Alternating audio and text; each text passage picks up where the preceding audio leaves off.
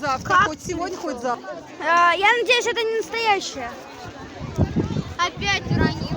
А прикинь, нет, это не вранье. Мы тут с моим другом Максимом. Вы меня помните? Да. Паролик, мы с ним учимся в школе, доказать, да? Да. Вот, мы с ним учимся в школе, вот это. В одной. Покажи.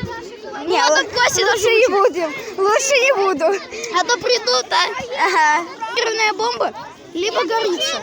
Мы просто либо вранье, либо нам учитель сказал правду. А мне учитель сказал, что сначала на нас не беспокоит.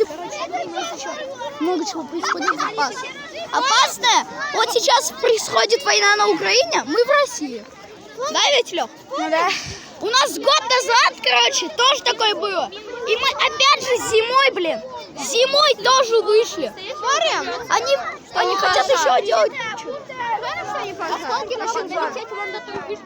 Не бей ты меня.